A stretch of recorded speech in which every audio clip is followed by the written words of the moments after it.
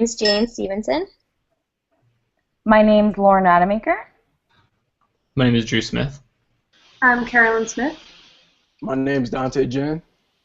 For our project, we have decided to look at the topics of trust, justice, ethics, and motivation, and how these topics can be seen in the movie Office Space. The expectancy theory is a cognitive process employees go through to make choices.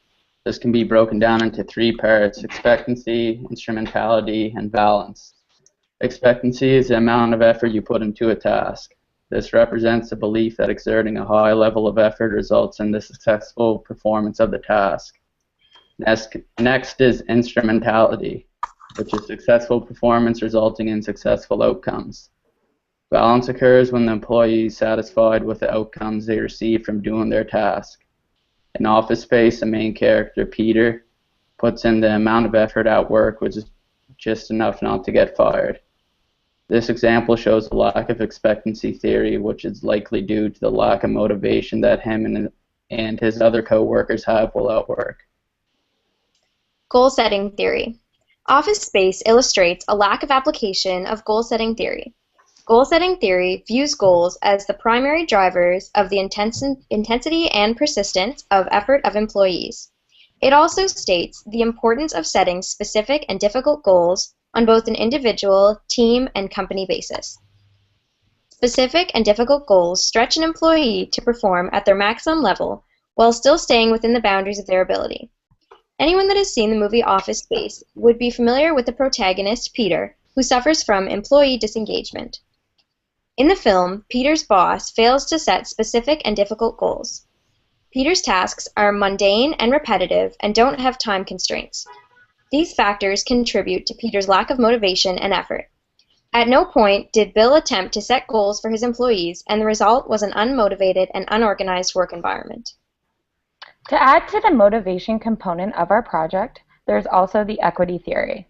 The equity theory is based on the idea that individuals are motivated by fairness, and if they identify inequities in the input or output ratios of themselves and their referent group, they will seek to adjust their input to reach their perceived equity. In the Office Space, this example came up when one of the main characters said something along the lines of, "I do double the amount of work that my boss does, and I only get paid half as much." As you can probably tell, he finds this situation very unfair, and if someone perceives an unfair environment, they will be demotivated. Trust. Trust can be defined as a willingness to be vulnerable to another person based on the expectation of the other person's actions or intentions. Focusing on Peter Gibbons, the protagonist of the movie, I believe his trusting is cognition-based.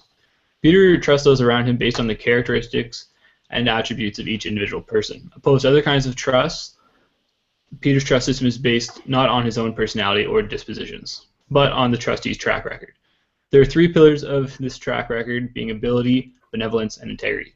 Peter's relationship with his boss, Bill Lundberg, does a good job of illustrating how Peter trusts. Bill shows he has the expertise and ability to be successful in the specific area as he is with management at Initech. However, Bill does not show qualities from the other two pillars to win Peter's trust. Bill does not have Peter's best interest in mind and is instead more interested in his own career, success, and profit of the firm. Bill does not adhere to the same set of ethical values and principles as Peter. Based on Bill's inability in the benevolence and integrity pillars of Peter's cognition-based trust system, Peter does not trust Bill throughout the film. So I'm going to focus on the topic of justice in the movie Office Space. Office Space focuses mostly on interpersonal justice, but I'll also touch on informational and procedural justice. So interpersonal justice is the perceived fairness of the interpersonal treatment received by employees from authorities. The authority figures in Office Space, such as Peter's boss, Bill, walk all over him and treat him unfairly. For example, he'd be forced to work overtime on the weekends and didn't have a good enough relationship to have a conversation about it.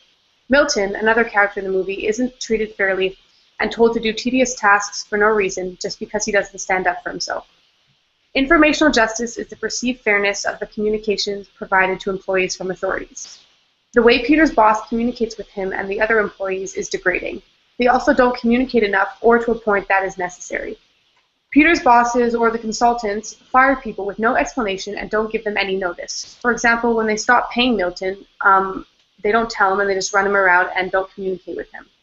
There's also the example of Peter being told he made a mistake by several different people as there's too many people above him and too many people giving him orders. Finally, Procedural justice is the perceived fairness of decision-making processes. Although Peter and his two employee friends planned to steal money from the company, which is an illegal task, they thought that what they were doing was fair because they were treated unfairly by their employers and the company deserved what they got. I'm gonna deal with ethics. The ethical issue in this film is Michael's planting a virus into a computer system that will put money into their own accounts.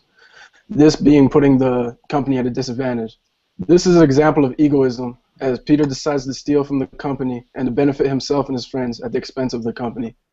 This feels morally right to Peter because of how poorly the workers are treated and the fact that nobody's hard work is appreciated.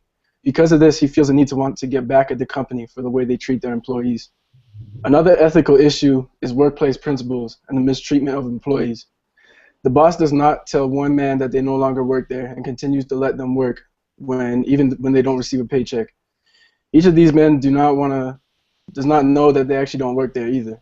Also, Peter, who is not a dedicated worker and actually skips a lot of work, does not get laid off and actually receives a promotion. This goes against all moral codes, as people in the company are not valued and respected, and people who work hard end up getting laid off, and those who do nothing end up getting rewarded in the end. In conclusion, the movie Office Space does a great job of illustrating the concepts of trust, justice, ethics, and motivation.